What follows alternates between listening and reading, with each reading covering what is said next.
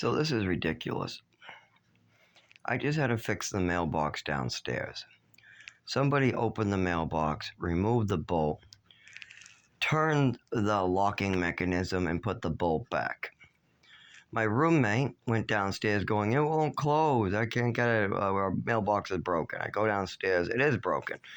There is no way to keep it locked or closed. So I look at it. Somebody yesterday who had access to the mailbox opened it, just removed the nut, turned the lock, put the nut back on. Now, who could have done this yesterday?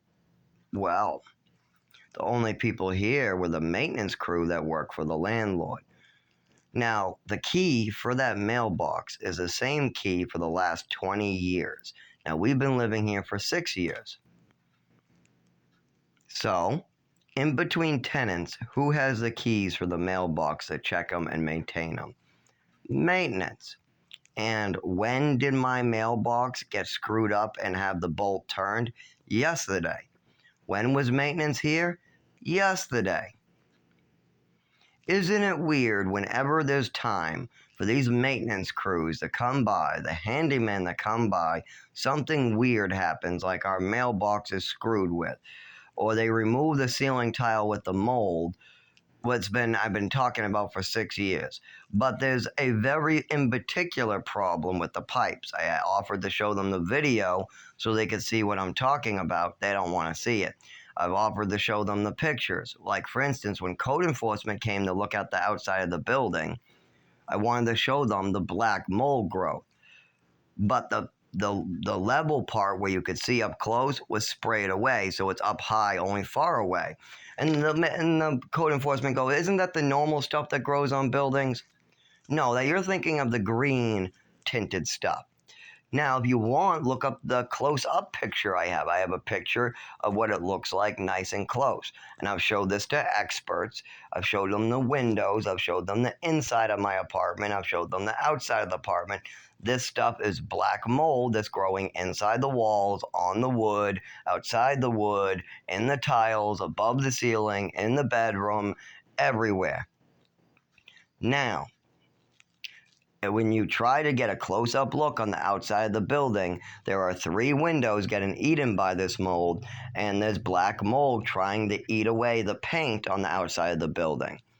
Now, what did code enforcement say about this? Well, they didn't get a close-up look because it was too high now, because I gave pictures and videos to my landlord during the discovery, which he then lied, manipulated, played a game, even tricked us with the signature. He said, "If you sign this paper, this is telling us that you gave us everything." When really, apparently that signature meant that he gave us everything, what's a lie. He gave us nothing. So we're getting taken advantage of because we don't know what's going on. And every time I try to get an attorney, the landlord comes over and busts me up so I can't go back to work. And then my roommate gets taken advantage of. Like, for instance, the person that moved David Ganji, my roommate, and a Raymond Hill into this apartment's name was Mark. This Mark is friends, you could clearly tell, with the landlord. He's even writing, he's even helping the landlord in court. So they took advantage of an 80-year-old sex offender who's senile, gone, can't take care of himself, and was living in a closet for moving in all these moving companies. He was living in some business closets. At this point, they were going to move him upstairs of these businesses because they had a bedroom upstairs, but David wasn't allowed in the bedroom upstairs. He was only allowed in the closet downstairs. I visited him when he was living in this closet. Then I went back to Lowell. A couple months later, I got a call that he moved into an apartment, but things weren't going well. The guy wasn't paying his rent. Apparently, this Mark moved him into an apartment, but the other guy, roommate, was paying nothing, and they were about to put all the debt, all these damages on David, who just moved in a month or 2 prior. I said, "You just moved in, and they're already trying to get money out of you? Didn't you pay your rent?" "Yeah, I paid first, I paid last, I paid my rent, and somehow they want me to pay this guy's rent, the damages, they want me to redo this place, everything." I go, "You just moved in 30 days ago. You aren't responsible for that much." So I move up there. I see that there's no doorknobs on the place. There's gaping holes, water coming in. The windows need to be replaced. The carpet needs to be replaced. There's holes everywhere in the walls and everywhere. There's pinholes that haven't been filled in. There's paint that hasn't been done. They haven't scrubbed the walls. The cabinets are full of grease. There's mushrooms coming up in the floor. So I try to take care of this with the landlord, and one by one I do. I take care of the mushrooms in the floor. I start trying to fix up the windows while the landlord tells me I only have to wait a year and he'll put in new windows. I start scrubbing the carpet, cleaning the carpet. I ask with the landlord what he's going to do about this disgusting carpet. He didn't come up with a reason, but I just cleaned it up. Said, fuck it, if there's a couple burn holes in it, oh well, I'll just clean it. So I clean it. Then I check the floor. I go, there's a hole in the floor. Are you okay with this hole? I mean, goddamn, this is disgusting. He goes, oh, this place wasn't in shape when you guys moved in. That's no big deal. Well, then I find out that the mold is toxic in the air. We can't even close the windows or we start getting dizzy. Within 3 years of this dizziness every time we close the windows, then we start suffocating, we start falling and getting really sick. I start talking to medical experts and mold experts who say we're going to die if we stay in here. But then we get caught in this because the landlord is now trying to get us to pay for everything. Meanwhile, the landlord tells us that we have to heat the pipes. So we start complaining about this pipe situation, but the landlord's also filing with the courts to try to get his tenants who are being triple gouged. We're being gouged at the gas station. We're being gouged in our rent. We're being gouged at the grocery store. Even our paychecks are being gouged. Literally, our rent is $1,400. And if you work at minimum wage in New Hampshire, you get paid at best $10 an hour. So times that by 40. If you're working for 40 hours at $10 an hour, that's $1,600 a month before taxes. Let's call it $1,500 after taxes. And your rent is $1,400. Your electric is $200. And your transportation, if you're lucky, we'll say is $200. You're not going to make it, are you? Because your rent is $1,400 and your income is $1,500 and your electric is $200, you're already in the negative.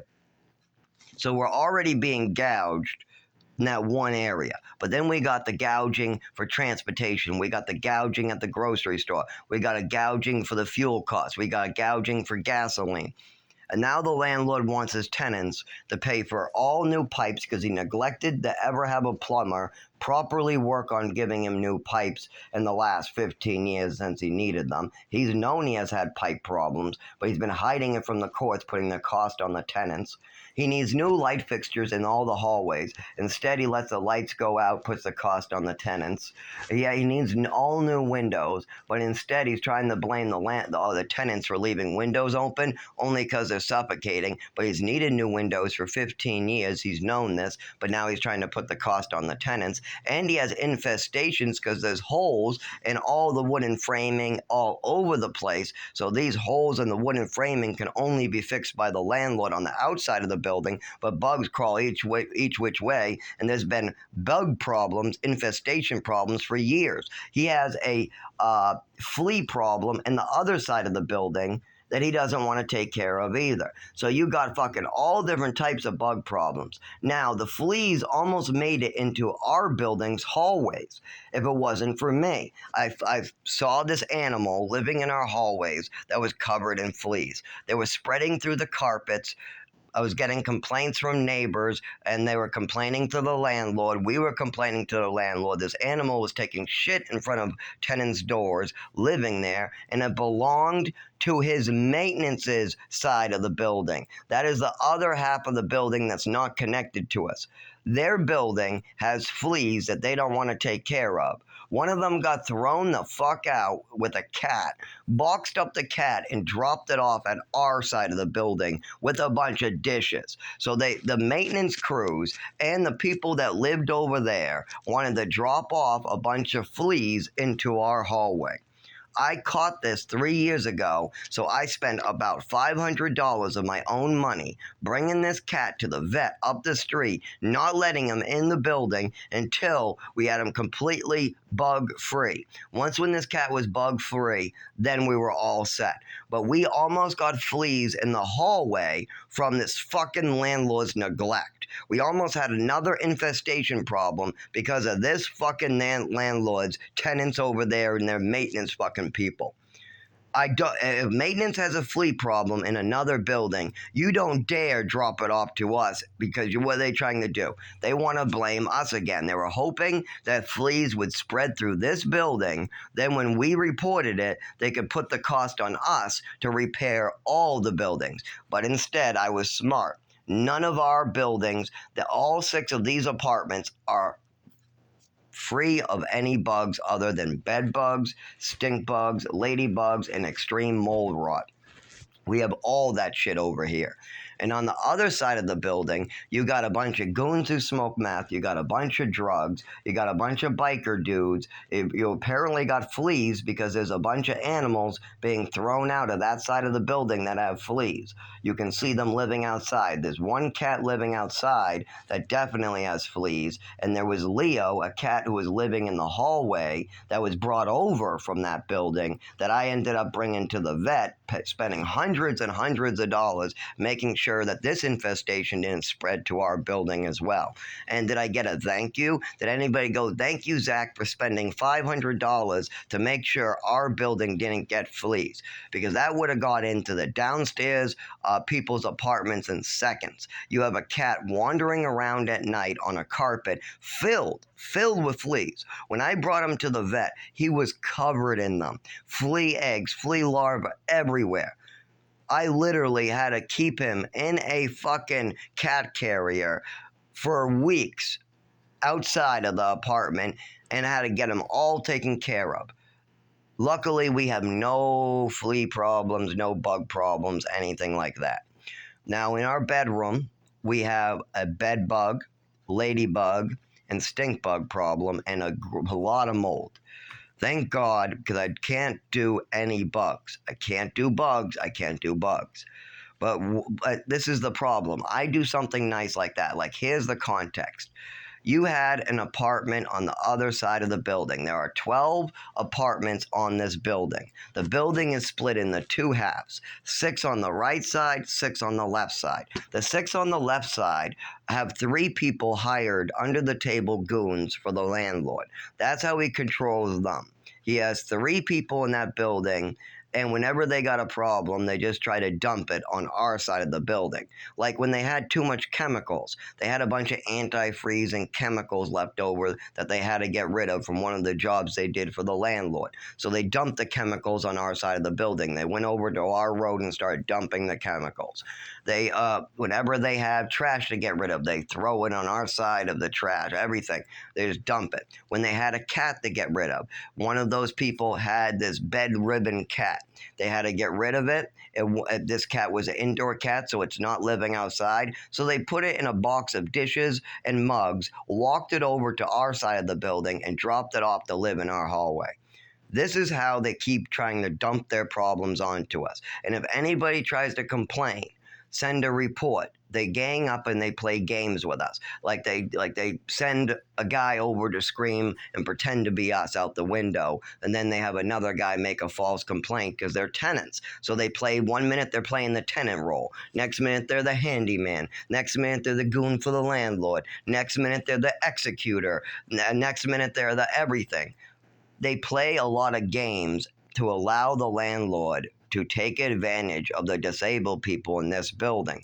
That is why the landlord moves in elderly and disabled people that are either too young to defend themselves, like that young kid Zachary downstairs. Like let me give you an example. There's been 4 tenants below us in the 6 years. 4 different tenants below us in 6 years. They've been told just to move out when they complain their health is failing. This old lady moved in. She couldn't breathe because of the mold. She complained she was told to move out. She's too old to fight this battle. Then the young kid moved in. He's too poor and too young to fight this battle. Okay? Then you got the old man who was getting sick with breathing problems. He was told move out.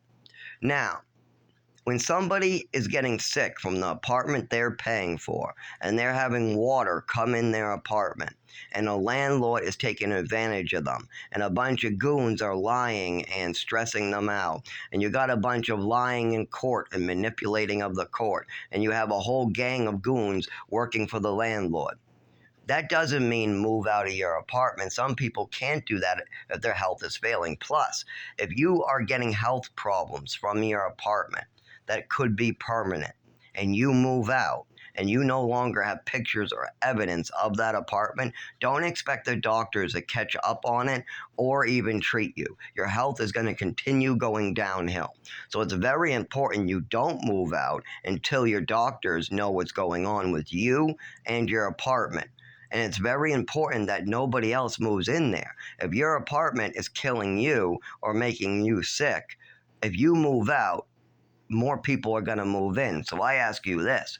If you're told to move out of an apartment because it's making you sick and it makes everybody else who comes into your apartment sick, how many more people have to get hurt and move out before it's okay? Tell me.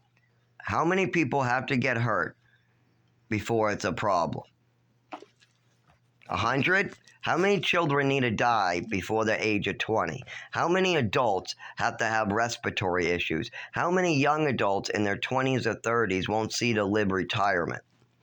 I mean, is the government just going to give us our retirement money back because the landlord took advantage of us? Is the doctor just going to do whatever we tell them because we moved out? If I move out into another apartment and I go to the doctors and they say, oh, well, we need more to go on, is the landlord going to pay my doctor fees if my insurance says they need proof? No, instead, they're trying to avoid responsibility. They're telling these people to move out because they don't want to handle the actual problem. That is why 4 tenants downstairs moved out, because they brought this to code enforcement, they wrote their letters, and they were told to move out or else. The landlord has made threats, I'll hit you, I will evict you if you try anything. Shit like that. They got goons getting sent after people. But see, the more you do that to me, the more I try to help the townspeople of Rochester. My only concern is to follow Jesus Christ. And if I have to give my life for some person I don't even like, I will do that if it helps hundreds of more people. Because I don't know who's going to get sick. Is it going to be a child? Is it going to be a 10-year-old? Is it going to be an elderly man? Who is going to be hurt next? I can't have that on my conscience. No way. Maybe Rochester's okay with hurting children and elderly people and disabled people, but I'm not. I'm not okay in being part of that. I am not going to be in part of hurting other people. I don't want to be hurt myself, and I don't want other people to be hurt. Well, the landlord hurt me this morning. His maintenance ripped a bunch of tiles out yesterday, and you could see all this black dust and the white foam dust going everywhere. And you could see this on camera that there is black shit everywhere. It's even turning the yellow insulation foam black. Everything that gets wet gets this black coating all over it, starting to grow. And if you get a close-up or show it to the experts, they say it's black mold. And it's deadly black mold, and it's everywhere. And you can't even stand up. You get dizzy right now. I'm afraid to take a shower in my own shower. I'm afraid to sleep in my own home. And I'm not able to go back to work in this kitchen. I might not ever be able to go back to work. I already had pre-existing conditions I was working on, thanks to a mother and father trying to make me crippled for Social Security purposes. Now I got to deal with this bullshit. And I got a lying piece of shit for a roommate who's senile. And of course, they're going to take advantage of that and try to make me look like a liar. My roommate goes, I got mold growing in my brain. And then I go, no, there's mold in the apartment and it's making me sick and my roommate sick. And then they go in court and they'll say, no, they're lying. See this report, it says that they say it's making them sick by growing in their brain. No, that's what the idiot Raymond or David says. Zachary Newell says that the pictures he has is proof that there is black mold. And black mold will make you sick. And he is bringing Dave to Allergy Associates to prove that Dave has an allergy to mold because we've already proven that there's black mold. That is what I'm claiming. But see, then there's these senile people make these senile statements, and then the landlord tries to use it like these are my statements. And then everything gets all twisted up. Oh, well, they're saying this. Well, they're saying this. No, no, no. I don't want to be in a weir. I never wanted to be part of this David Ganji. I said that David was senile. I said that he tells stories. I said that he makes up stories. But I also said that my landlord likes to lie and make up stories for greed, to avoid paying for things. I've also said that he is blaming us for his shit. I have also said that my roommate is completely gone in the brain and he's completely dumb. And I said that like 3-4 years ago when I had a seizure. I was left to bleed while screaming for an ambulance, and my senile roommate tried to lick out my ear and have sex with me as I bled on the floor. And yeah, that's fucked up shit because he's gone in the head. Well, I reported this to Rochester 4 years ago that this man was dangerous and senile. I also reported that this landlord was dangerous and greedy. I also reported that there's a septic tank in the back leaking, but none of them wants me to show it to them. I said, I'm happy to walk the game warden and point it right here. I'm happy to show you where it is. And nobody wants me to show them where it is. I say, I'm happy to give you guys video proof of this waterfalls coming in the apartment with the windows closed. And yet again, nobody wants to see the videos. Instead, they want to make up a whole story, and then when David says something stupid, try to claim that I'm some liar because some senile old man is coming up with senile stories. I say we're sick from mold, and then my roommate goes, there's mold growing in my brain. And all of a sudden they go, see, it's all stupid. No, what I'm saying isn't stupid. But what the landlord is saying is stupid. What my roommate is saying is stupid. And what my father and mother said about me is completely bogus and stupid. It's just a bunch of psychology stories. Oh, my son has attachment disorder because of this swimming medal right here. Oh, and he's a liar and a thief because of this swimming medal right here. Oh, and he wants to burn down our house because he said so. Because he believed my wife and all this other crazy fucking shit that gets bent out of shape. When you get the full context of the situations, it makes perfect sense. But when you listen to an old person that just wants to take advantage of me, it works every time. I have a funny voice. I have a funny walk. So I also my voice sounds kind of childish. I'm 32. When I turn 50, I'll sound like this. I'll have a voice like this when I'm 50. So, as my voice gets worse and worse and worse, of course, it's going to be hard for them to listen to me. But my words are the same. If I report that people are getting hurt, just because I say it like, people are getting hurt, doesn't mean it's not true. But, see, when you got a landlord going, he's just making up a story. And you got a roommate going, I got mold in the brain. And you got a father going, it's all a fantasy, he's mentally ill. And you got a mother who's dead who's going, medicate him, medicate him, medicate him. I want to move to Texas. I want to move to New Mexico. Let's move him to New Mexico. Let's move him back to Texas. No, let's go to Maine. No, let's take him out of Maine and move him to Mass. Let's move him to another town of Mass. Let's bring him to Maine. Let's move him to Mass. Let's bring him to Maine. Oh, no, he's stupid. He's stupid. No, he has a learning disability. He's stupid. He has learning, even though you're missing 4 years of education. And then you have a speech impediment that gets worse. You walk funny, you fall, and then you're dropped off in the woods to live in the woods for 4 years because shelters don't understand what the fuck is up with you. So when you have all this shit in your life going on, and you got assholes like my father, the landlord, my roommate, what are you supposed to do? And you might be thinking, well, did you choose to do all this? No, I did not. Other people chose for me.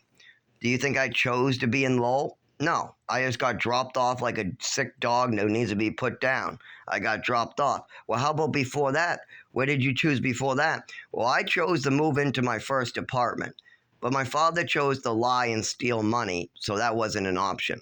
So then I was forced to move home to take care of my mother, as my mother did drugs and alcohol and her liver failed. Then my mother passed away. My father smacked me over a USB, acting very unstable. He's drinking very heavily. Chasing my girlfriends out of the house. They think he's racist, just acting completely nuts. And then he's trying to tell everybody that I'm nuts. But see, I'm not allowed to talk about my father's behaviors. So he's talking about me, like he's stealing USBs, and he's all bad, and he's doing this, and he's doing that, and Zach's doing this. Meanwhile, My father's the one who is having serious behavioral problems. He's even getting remarried without even considering the health issues I'm going through. And so, when his new wife brought in drugs to the house that were illegal, and I found them and I took them, I did something wrong and I got dropped off. But did I want to be in that house? No. Did I make my father sell that house so that I had no place to live? No. Did I want to live there? No. I had my own plan. The state had my own plan. My father's the one who screwed that up. He stole money from me that was supposed to go to my rent, so I wasn't allowed to live in my housing. And I wasn't allowed to continue going on the road I was supposed to go on. I was supposed to stay in Highfields and move into my first apartment. My father ruined that. Then he wanted me to move home to cover up his mistake. And he told the family, lied to them, he's coming home to take care of my wife. No. I came home because my father stole money, got in trouble with the state, and was being brought to court on charges, and he was going to lose automatically. They made it very clear that they had plenty of proof to bury him, and he would have to pay me back, and then I would have to pay back the program I owe now because my father did something illegal. So, no, I wanted no part of any of that mess. I did not choose it. My father chose it. I chose to stay in Highfields and move into my first apartment. My father screwed that up. Then he chose for me to move back home with him. Then he chose to sell that house because now he couldn't get any money out of the state and steal from me anymore. So as soon as he couldn't steal from me anymore, he decided to sell his house and recoup all the money he already stole and put into the house. At that point, he also remarried right away, right as my mother's body was still warm. And then he moves this woman in who's bringing illegal drugs into the house. They're absolutely illegal. They're Perk 30s and Xanax and a whole box of controlled substances that are prescribed to dead people who aren't alive. And they're not prescribed to her. Now, I'm a stupid teenager who has a health condition who also is experimenting with drugs. So I tried the Xanax and the Percocet. Somebody dropped off some weed. It was too much. My nervous system got all screwed up even more than it already was. Actually, those drugs help, but if you take too much, of course, you're going to have problems. But no big deal. Nothing that my body couldn't handle. They didn't even need to give me anything for it. I just IV fluids and sleep it off. It wasn't that, oh my God, I've seen people do way worse. Anyways, so there was that whole situation. And yes, I did something wrong there. But did I even want to be in that house? No. I wanted to be in my own apartment. You think I wanted to deal with two old people's shit? You think I wanted to deal with some woman bringing the illegal drugs into my home that I'm living in? No. In my apartment, if I was living in my apartment, the closest thing to an illegal drug that would be allowed in my home might be marijuana. But instead, this is my father's home. He's letting Xanax bars and Perk 30s and all different types of illegal drugs to come in that door. No big issue. But if it was my home, there wouldn't be these drugs in the house unless your name was on the fucking bottle. Unless you were taking them for a good reason. If you're my wife, sorry, those Perk 30s got to go into the trash. You better drive them to the police station because they got a bin to drop them in. Yep, drive it to the police station and drop them in the bin. If that was my house or my girlfriend, like even Jasmine knows that. I was against her having so many medications she doesn't need. But I didn't quite know what was going on. But other people made choices in my life.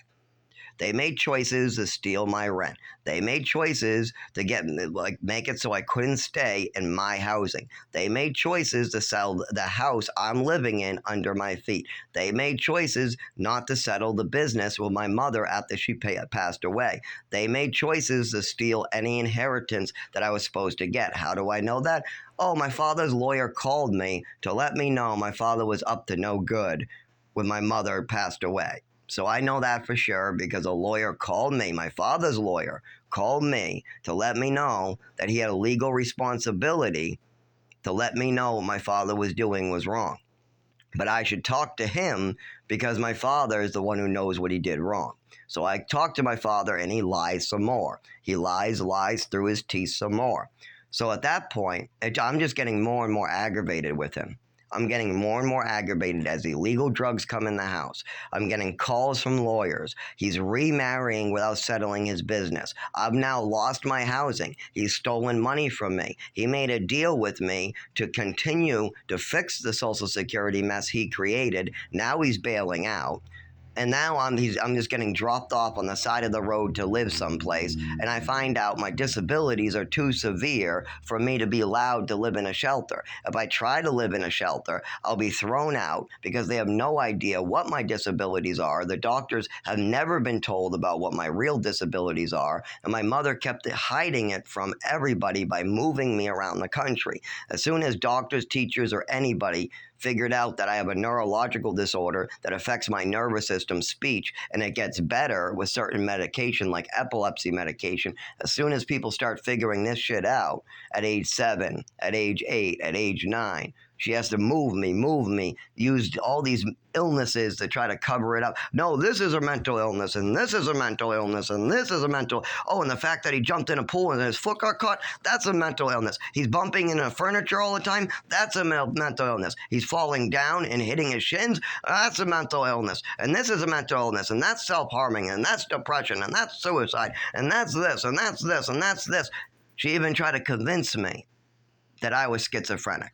She tried to lie to me and convince me that playing with action figures means that I'm schizophrenic. I'm not even kidding. I just played with action figures like other kids do. Boom, boom, boom, jump off the bridge, woo! And she tried to twist my mind and brainwash me again. My mother would try to do this to cover up the crimes that she was committing. It was just one big snowball going downhill. But then my mother killed herself with drugs and alcohol as I tried to stop it. I tried to get my father to stop letting her do this. She had 20% of her liver working. She came home from the hospital dying still. And she's going straight for the liquor cabinet to kill herself some more. I say, stop it. Stop this stuff, Dad. Stop that before I have to break the liquor cabinet. Stop her. And he's just letting her kill herself. I'm watching suicide happen right in front of me. I'm begging them to stop for 15 years. I'm begging for my mother to get help. I'm begging for my father to step in for 15 years as I watch them completely get worse and worse as they blame me for more and more of their shit. And now I'm 32 years old, dying. I'm breathing in mold. And when I go to the doctor, I can't get shit done thanks to my father and mother. Now, I did not choose this life for myself. I did not choose for anybody to take away my housing. I did not choose for anybody to screw around with Social Security. I did not choose for anybody to drug me or screw around with my body and health. I did not choose for my mother to violate my body repeatedly from the age of 5 all the way on. I did not choose to be poisoned on Halloween. I did not choose for my mother to cover up her mistakes. I did not choose to be trafficked around the country. I did not choose for doctors to be ignoring me because they're the wrong type of doctors. I did not choose for my mother to lie and manipulate. I did not choose for my father to act greedy and blind. I did not choose any of these things for me. And I know I have a funny voice, but I am not choosing for Rochester, New Hampshire to play these games with me. I'm not playing a game with them. I'm acting normal. I just have a funny voice and I walk funny. So my words don't matter. So if I say, the man over there is dying, he's choking. If I say that in a funny voice, does that not matter? If I go down and I say, there's people in a building dying, and there's already some people who have passed away from respiratory illnesses. If I say that in a funny voice, does that mean it's not true and everybody should laugh? Ha ha! A good one, Zach. People are dying in a building. Oh, what a storyteller that, Zach. And then you got old people sick, vomiting, going to the hospital. Or how about this? I just had a seizure last night. I need an ambulance to the hospital. Then an ambulance comes by. They play with me. They play a game like I'm some mental kid wanting to have fun. Or if I urinate black and I go in the emergency room telling them that my urine turned black. I took video footage of it. Oh, do you want a therapist? Oh, you just want to show off your pee-pee to us. I don't need any of that fucking shit. What I need to know is why my urine turned black. That's it. All I need to know is why the 2 inches from the left of my belly button is hurting, why there's this weird dripping feeling. It's actually kind of like cool then warm, or it's kind of hard to describe. It's not really cool. It's still kind of warm, but it does feel different, feels weird. And then when I look down, my testicles are filled with blood, but they're not like hurting and they're not bruised or anything.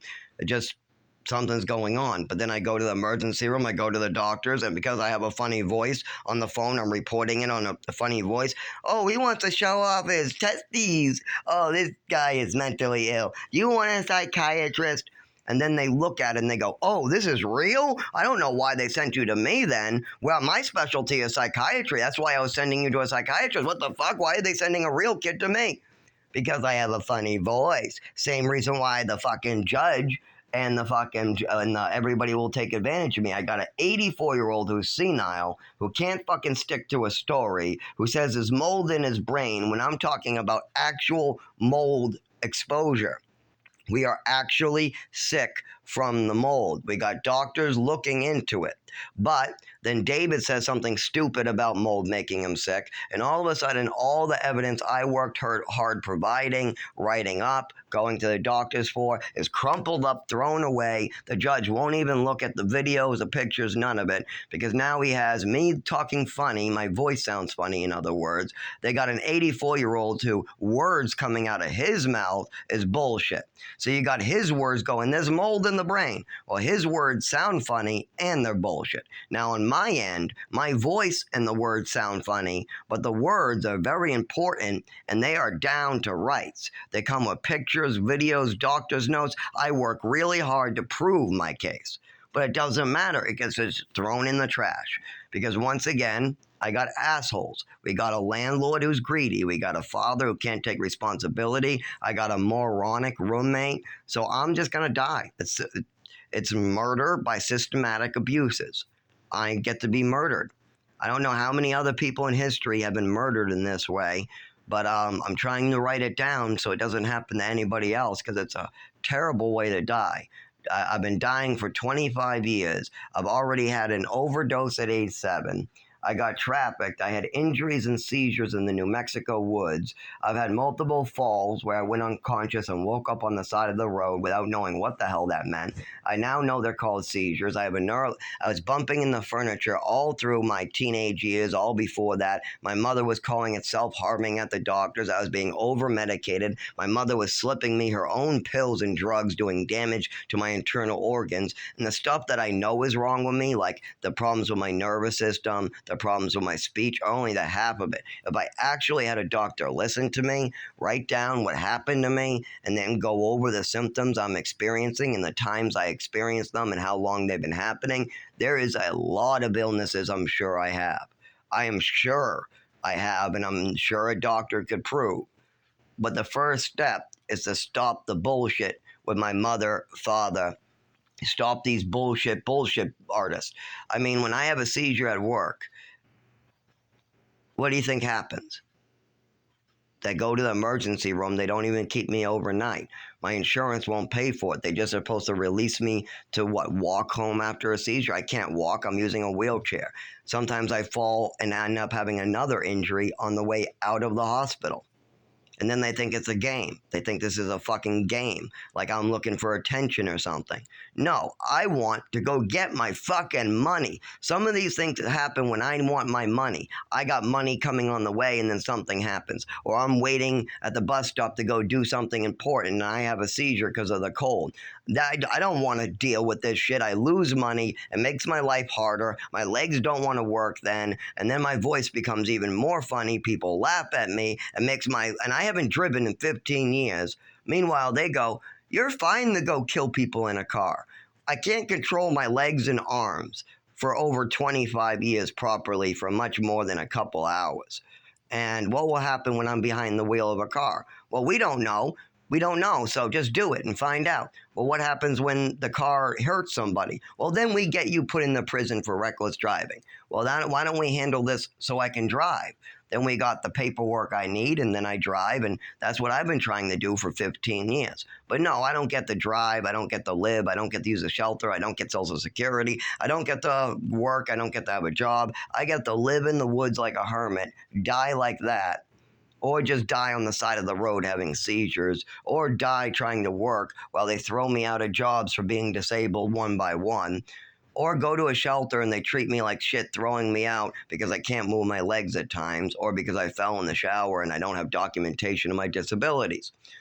So yeah, I'm being murdered in such a weird and unusual way, and it's been happening since age 7, when my mother started doing it, when she started slipping me pills I wasn't prescribed, destroying my internal organs, my nervous system, my spine, my back, my breathing, just all different types of problems. And I know this for a fact. It was me. I was there. Now, as a child, I didn't know what this meant. I didn't know what changing colored pills meant. I didn't know when you take a bunch of pills and you get sick, but your mother says it's fine.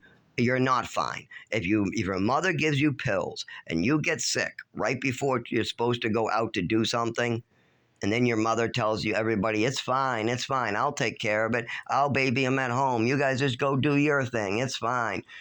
It's not fine. If your mother slips you pills and you get sick, that can have permanent life consequences. Your mother did something bad to you. You need to go get help. It's not okay. If your father says it's okay, he needs to get smacked around. If your mother says it's okay, she needs to be put in an institution. If your brother thinks it's okay, somebody needs to take his left nut. If anybody in your family thinks it's okay to cripple a child, ignore him, or blame that individual for getting hurt, those people need a good beating.